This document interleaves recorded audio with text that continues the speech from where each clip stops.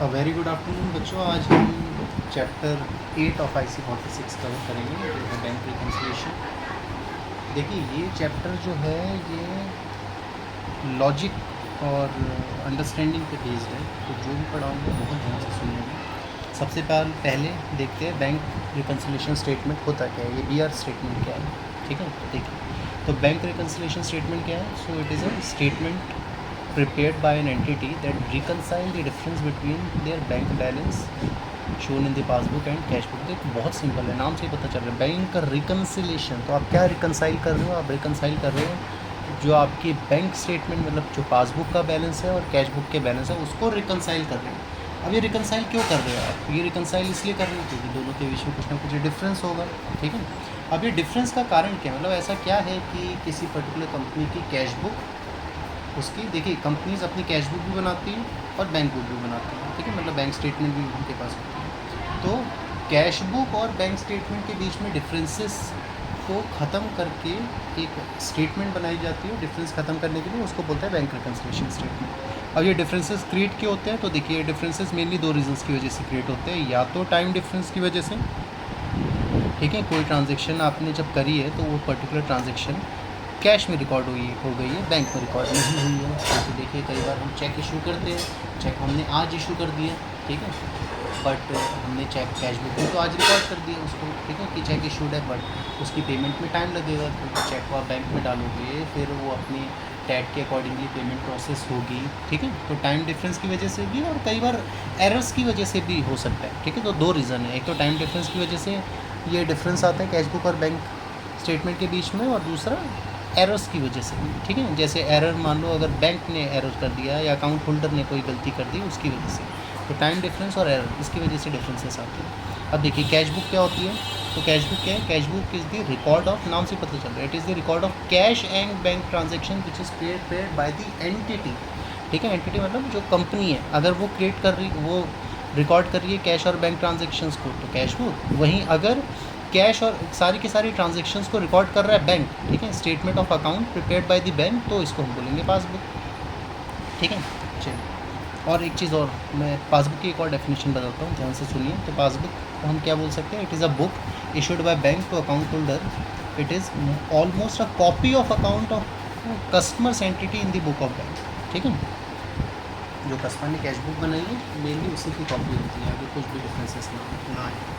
ठीक है, next point देखिए, स्टेटमेंट नॉट एन अकाउंट, मतलब कैश बैंक रिकन्सिलिएशन बच्चों एक स्टेटमेंट है, कोई अकाउंट नहीं है। ठीक है, कोई P&L अकाउंट जैसे हम बनाते हैं, P&L account, profit and loss account, trading account, तो ये कोई अकाउंट नहीं है, ये एक स्टेटमेंट है जो क्रिएट की जा रही है। और देखो, डबल एंट्री सिस्टम की अगर बात करें तो क्या ये डबल एंट्री सिस्टम का पार्ट है? तो ध्यान रखना, bank reconciliation statement is not the part of double entry system. ठीक है, ध्यान रखना। नेक्स्ट देखो, ये 7 और 8 जो पॉइंट है बहुत इंपॉर्टेंट है, बहुत ध्यान से सुनिएगा।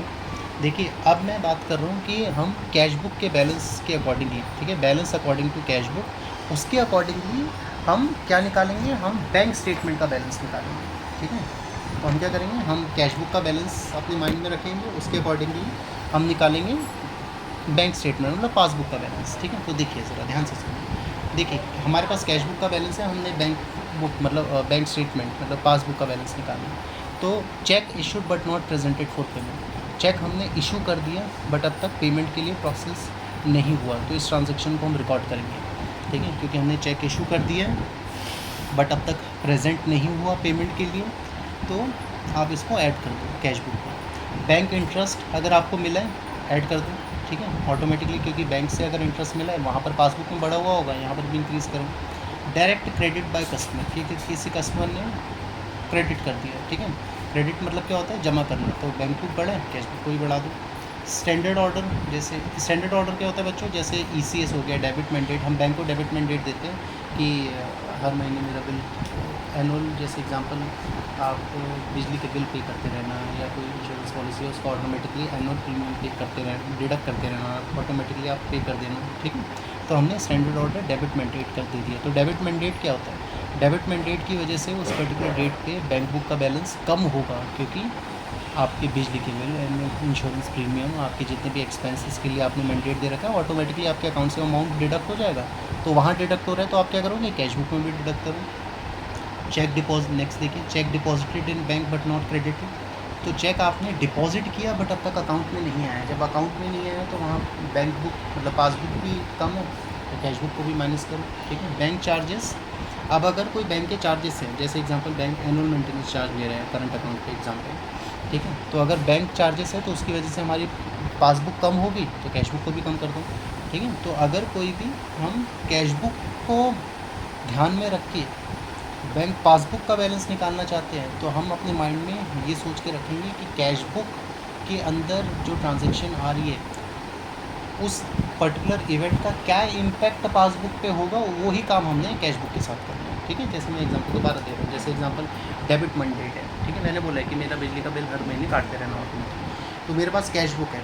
अब बैंक में वो बैलेंस माइनस हो गया, मैं कैश बुक में ही माइनस कर दूँगा, ठीक है। किसी कस्टमर ने पैसा डायरेक्टली जमा कर दिया तो बैंक में बैलेंस ऐड हो रखा होगा, ठीक है, वो अमाउंट ऐड हो रखा होगा, अमाउंट बढ़ा हुआ होगा क्योंकि क्रेडिट हुआ है तो मैं अपनी कैश बुक को भी बढ़ा दूँगा, ठीक है। चलिए नेक्स्ट देखिए, अब बिल्कुल इसका उल्टा, इसका उल्टा मतलब अब आप balance according to bank statement आपके पास है और आप इससे क्या निकालोगे, बैलेंस एज पर कैश बुक, ठीक है, बिल्कुल उल्टा कर देते हैं। Cheque deposited but not credited, cheque deposit हुआ बट अब तक क्रेडिट नहीं हुआ, तो इसको आप ऐड कर दें। बैंक चार्जेस, अब देखो ध्यान से, अब जो बैंक चार्जेस है ये चार्जेस आपकी कैश बुक में तो ऐड हुए नहीं होंगे ना, ठीक है, आपके पास पासबुक है तो वहाँ अगर बैंक चार्जेस डिडक्ट नहीं हो तो यहाँ भी नहीं होने चाहिए, ऐड कर दो। चेक डिसऑनर हुआ है ना, ऐड कर दो। स्टैंडिंग चार्जेस, अब देखो स्टैंडिंग ऑर्डर या फिर PCS डेबिट मैंडेट आपकी कैश बुक में वो चीज़ माइनस नहीं हो रही तो यहाँ भी माइनस नहीं करना, ऐड कर दो, ठीक है। Check issued but not presented for payment, minus कर दो।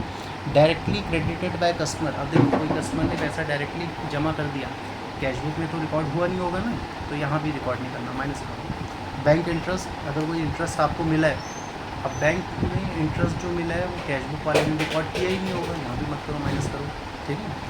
तो बैंक स्टेटमेंट एज पर पासबुक अगर आपके पास है और उससे आपको निकालना है कैश बुक का बैलेंस, तो कैश बुक पे उसका क्या इम्पैक्ट होगा उसके अकॉर्डिंगली पासबुक निकालो, मतलब उसके अकॉर्डिंगली वो एडजस्टमेंट्स आप पासबुक के बैलेंस के साथ करो ताकि कैश बुक का बैलेंस निकल जाए, ठीक है। मैं दोबारा एक छोटा सा लाइव एग्जांपल दे रहा हूँ, जैसे बैंक का इंटरेस्ट है, देखो बैंक ने इंटरेस्ट दिया है, ठीक है, आपका अकाउंट क्या हुआ होगा, अकाउंट बैलेंस बढ़ा होगा, बट कैश बुक वाले को नहीं पता ना, कंपनी को नहीं पता कि इंटरेस्ट है एग्जांपल, ठीक है, तो उसने ऐड नहीं किया होगा तो माइनस कर दो, ठीक है। Similarly standing order debit mandate, आपने बैंक को डेबिट मैंडेट किया कि हर साल मेरे इंश्योरेंस का प्रीमियम ऑटोमेटिकली आप इस डेट पे काटते रहो, ठीक है, मतलब अपने आप पे कर दो मेरे बिहाफ पे, तो इसकी जानकारी ये कैश बुक वाले को नहीं होगी। एग्जांपल अगर कैश बुक वाले में वो ट्रांजैक्शन रिकॉर्ड नहीं हुई होगी तो वो बैलेंस अभी भी पॉजिटिव होगा, तो यहाँ भी क्या करो, इस बैलेंस को भी पॉजिटिव रखो, मतलब डिडक्ट नहीं करो, तो हम ऐड करेंगे, समझिए। तो आज की क्लास नहीं समझ